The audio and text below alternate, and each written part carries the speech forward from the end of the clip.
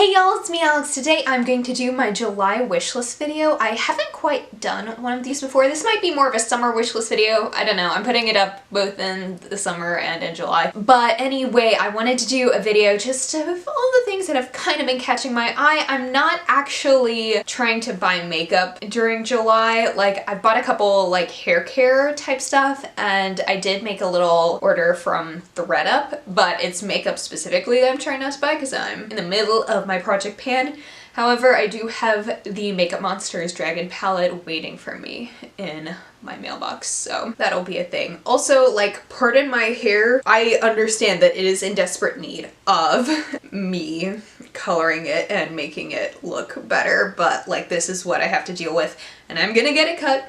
Just like, give me a month and I will look much cuter. But I would also like for all of you to please appreciate my t-shirt. It says Feelin' Phyllis Slothical, and I got it while I was on vacation, and it's my favorite pun ever. It's so great. That was an introduction right there. I'm filming this at like 9:30 at night, can you tell? So anyway, I have my wish list up right here, so I'm gonna get started. The first thing that I'm really interested in is the Anastasia Beverly Hills Norvina palette. Like, I saw the teaser for it like this Saturday or Sunday off of Trend Mood, and I was instantly in love. Now, I know that like there have been a bunch of people doing like the things where you cover up the pretty colors that you like and you see all of the neutrals, and yeah, I get it. It's a lot of neutrals with a pop of purple. However, if this is as such good quality as a Modern Renaissance, I'm really friggin' interested in it. You know why? Because I want palettes that have more purple in it. I don't care if it has more neutrals and purples in it, but I also love the little mix of pinks, and honestly, if I can get like some cute purples and some cute pinks in an Anastasia formula, I am so into that.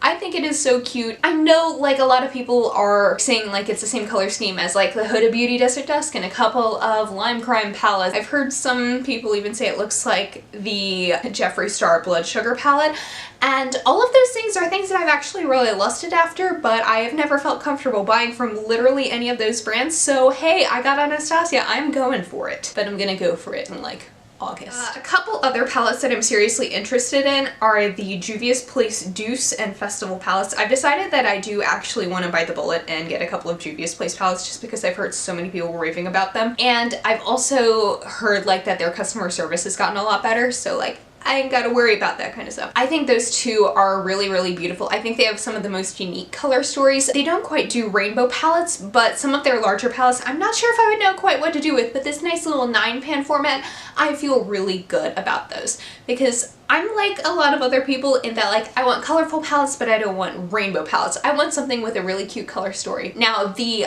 Festival palette is the one that I'm slightly more interested in just because those are really, really me colors. If you condensed every color that like I just like to wear in general into a palette, there you go.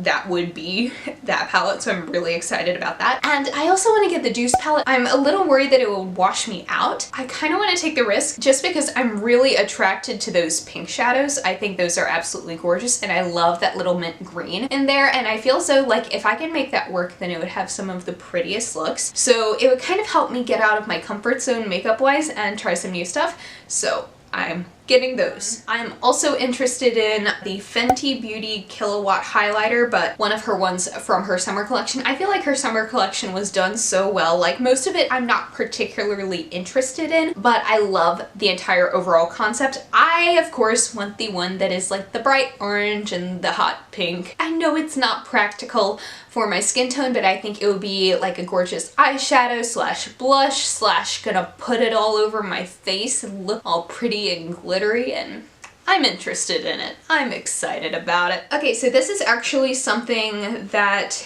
is from an indie brand, and it is the Distinction Brow and Lash Brow Gel. They have one, I think it's in the shade like Peacock or something. I might be getting that extremely wrong. Like, this brand followed me on Instagram, and I noticed that they make brow products specifically for people with colorful hair. So it's basically like what Kat Von D kind of just did, but they've been doing it for a while. I am seriously interested in that because, quite frankly, when I do colorful brows, it is is usually just using one of these shades in my Urban Decay Electric palette, and I would love to have something that is specifically made for my hair color, and I feel as though the teal color that they have would be absolutely perfect. It would match my hair color perfectly. So I think that would be a really cute little investment, and I love anything in a brow gel format. I've used my Anastasia Dip Brow for like 2 years now, and it is my like holy grail. Would not use anything. Well, obviously I'm saying I would use something different because like I want the colorful thing, but I wouldn't use any other style of product because I feel as though my brows are naturally pretty thick, and something like that, it can have the precision of a pencil but without having to do all of the work of that.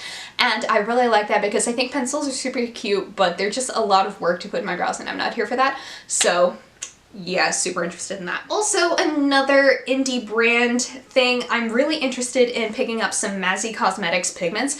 I finally picked up an e.l.f. glitter primer for my Darling Girl pigments, and that has made all of the difference for me this month. So I now feel more confident that I can like actually handle some more pigments. So I am basically just gonna call these out right here. They're from Mazzy Cosmetics, which is on Etsy. I follow them on Instagram. They have such gorgeous, beautiful, bright colors, just like everything that I've wanted. So I'm just gonna call them out and pop them up on the screen because it would be a lot to kind of go through them, but I'm interested in the shade Claire. And now Gidget of Forest, which that one's the one that I like want the most because it's this deep, gorgeous foresty green, and Cotton Candy. And they also have a blush in the shade Rust, which I think would be like my perfect kind of nudie brownie rusty shade. And I also want their shade Acid Bath. They have a lot of really pretty colors. I kind of narrowed it down a little bit to what I want simply because I would buy that entire friggin' Etsy store if I could.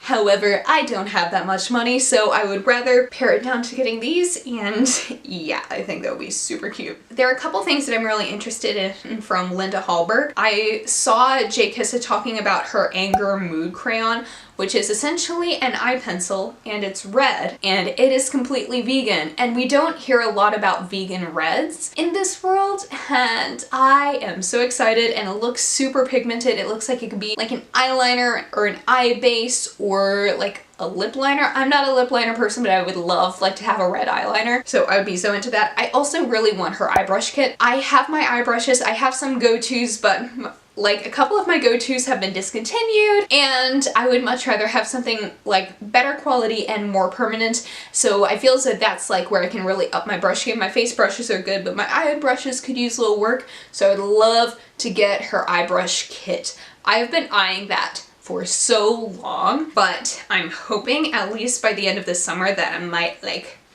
pull the plug and get that, because I would like to up my eye game. Okay, this is one thing that I know that like I actually literally have in my cart on my computer right now, and it is the Overtone conditioner. I'm going to actually get it in 2 different shades. Like, it's definitely more of I'm gonna get this thing, because as you can tell, my hair, it fades. It happens because I don't take cold showers because my back hurts, so it damages my hair and blah blah blah blah. Anyway, I'm getting some conditioner that is going to deposit the color back into my hair. That is what Overtone is known for, and I think it's super cool. However, I am going to have to get it in 2 different shades simply because the teal is a little too blue and the green is a little too green, but I feel like if I mix them together, then it would be a really good color combination for my hair, because I used that when I had pink hair. They're pastel pink. What I did when I did that was I would just use it directly after shampooing my hair, and I think that would be especially good to use 2 conditioners in there during that time